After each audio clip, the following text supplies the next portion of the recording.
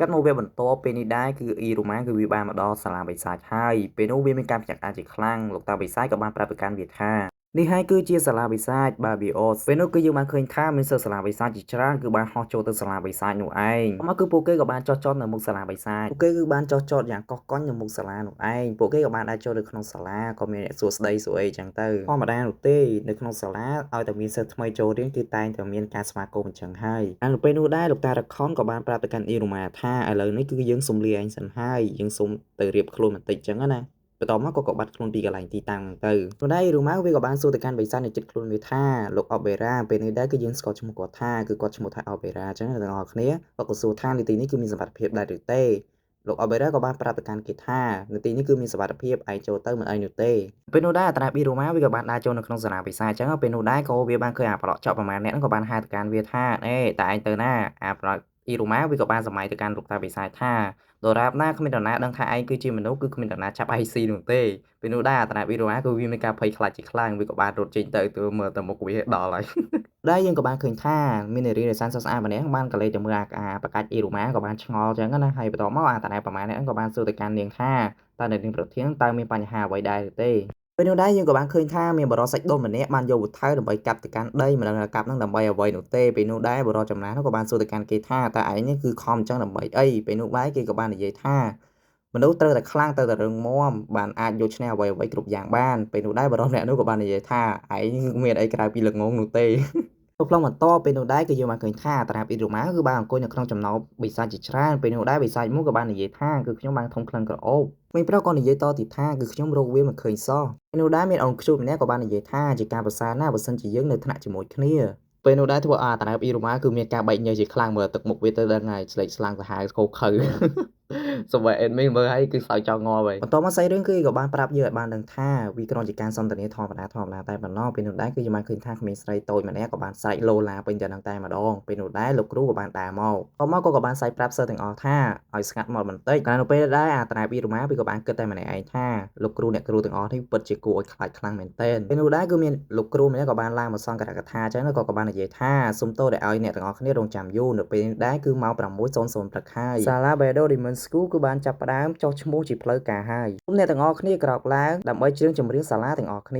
ាពេលសូត្រសម្លេងចម្រៀងសាលាបិសាចចាប់ផ្ដើមឡើងសិស្សទាំងអស់បិទភ្នែកហើយសម្លេងពួកគេក៏លេចឡើងមនុស្សទាំងអស់គឺជាអាហាររបស់យើងគឺជាអាហាររបស់យើងចិញ្ចឹមប្រលឹងពួកគេឈាមនិងសាច់ជាអាហារបរិភោគរបស់ពួកយើងគឺពួកគេគឺបានច្រៀងច្រើនមែនតើ admin សុំនិយាយតែប៉ុណ្្នឹងគឺបានហើយព្រោះឲ្យច្រើនណាបន្ទាប់ពីការច្រៀងចម្រៀងសាលាចប់គណៈកម្មការក៏បានឲ្យពួកសិស្សទាំងអស់គ្នាស្ដាប់ការសន្ទរកថារបស់លោកនាយកសាលាពេលនោះលោកនាយកក៏បាននិយាយថាអនាគតរបស់ស្ដេចវិសាយរបស់យើងពីរូម៉ាក៏គិតថានោះគឺជាស្ដេចនៃអរិយទាំងអស់នោះមែនទេពេលនោះលោកតារខំក៏បានស្រែកហៅអ៊ីរូម៉ាខ្ញុំគឺនៅទីនេះពេលនោះដែរអាតាណាប៊ីរូម៉ាវាក៏និយាយតែម្នាក់ឯងថាតើគាត់គឺជានាយកសាលាមែនដែរឬទេពេលនោះសិស្សទាំងអស់គ្នាក៏នាំគ្នានិយាយថាអ៊ីរូម៉ាគឺចៅប្រុសរបស់លោកនាយកសាលាមែនទេតែរខុនក៏និយាយថាត្រូវហើយចៅប្រុសរបស់ខ្ញុំគឺបានចោះឈ្មោះនៅទីនេះគាត់ក៏បានបន្តទៀតថាអ៊ីរូម៉ាគឺជាកូនដ៏ល្អដ៏គួរឲ្យស្រឡាញ់របស់គាត់យូម៉ាក៏បានស្រែកថាឈប់និយាយរឿងមិនសមហេតុផលទៀតទៅពេលនោះលោកតារខុនក៏បានបង្ហាញរូបថតគាត់និងអ៊ីរូម៉ាក៏បានបញ្ជាក់ថានេះគឺជារូបគាត់ហើយនឹងចៅប្រុសរបស់គាត់ពេលនោះអ៊ីរូម៉ាក៏យកដៃខ្ទប់មុខរួចពោលថាគាត់ពិតជាបង្ហាញរូបគាត់ជាសាធារណៈមានដែរឬទេលោកតារខុនក៏បានប្រាប់អ្នកទាំងអស់គ្នាថ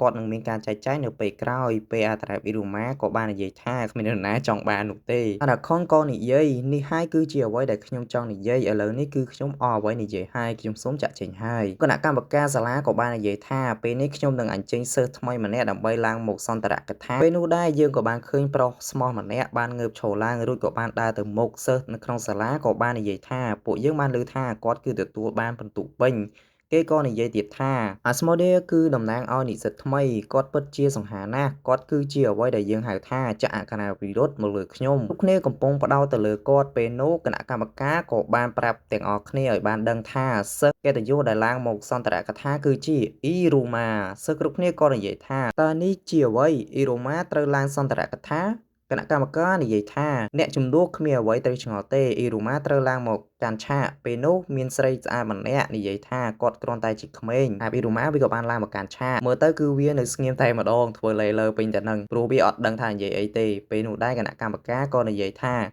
សូមជំរាបសួរសិស្សទាំងអស់គ្នានោះដែរអាតាណាប៊ីរូម៉ាក៏គិតថាជំរាបសួរ ជំរាបសួរយ៉ាងម៉េចគឺខ្ញុំមិនចេះទេគ្រាន់តែជំរាបសួរក៏ពិបាកដែរបលអចោនេះនិយាយមែនវេទនាដល់កពេលនោះក៏មានក្រដាស់មួយសន្លឹកធ្លាក់មកចំពីមុខវាក្នុងនោះដែរគឺមានសំណេរមួយចំនួនដែលបានសរសេរថាដើម្បីអបអរសាទរឯងធ្វើជាសិស្សល្អដែលគ្មានឧបសគ្គណាមួយខ្ញុំនឹងប្រគល់មរតកជូនអ្នកដូចនៅខាងក្រោមពីជីតារបស់អ្នកដែរតារាវីរម៉ាវាគិតថាតើវាគួរអានរឿងនេះដែរឬទេពេលនេះខ្ញុំគ្មានជំរឿអ្វីក្រៅពីអាននោះទេគ្រាន់តែអានជីងភ្លាមសុទ្ធតែអាក្រៅរត់តែម្ដងវាធ្វើឲ្យអ្នកនៅក្នុងនោះគឺមានការភ្ញាក់ផ្អើលជាខ្លាំងមកវាក៏សោតថែមទៀតធ្វើឲ្យអ្នកនៅក្នុងនោះគឺមានការបែកញើសជាខ្លាំងរួចសម្លឹងមកកាន់វាកាន់តែចម្លែកនោះដែរវាក៏ឆ្ងល់ថាតើមានរឿងអ្វីចម្លែកជាមួយនឹងបរិយាកាសនៅក្នុងនេះនោះគឺមានវេទមន្តគៀបសង្កត់មកកាន់សិស្សទាំងអស់នោះវាប្រៀបបានដូចជាទំនាញសង្កត់អញ្ចឹងដែរពេលនោះលោកតារ៉ាខុនក៏នៅចិត្តនឹងផងដែរតែគាត់មិនទទួលរងអ្វីនោះទេគឺបានឃើញថានៅដៃគាត់គឺមានកាមេរ៉ាមួយនឹងឯងបន្ទាប់ពីបានអានចប់បរិយាកាសគឺមានការស្ងប់ស្ងាត់បន្តិចបន្ទាប់មកមានសិស្សជាច្រើនបានស្រែកជំទាវហូរយ៉ាងខ្លាំងថែមទាំងនិយាយថាគាត់ពិតជាអស្ចារ្យខ្លាំងណាស់គាត់បានធ្វើវាហើយអាណាអ៊ីរូម៉ាក៏ឆ្ងល់ថាតើមានរឿងអ្វីកើតឡើងពេលនោះ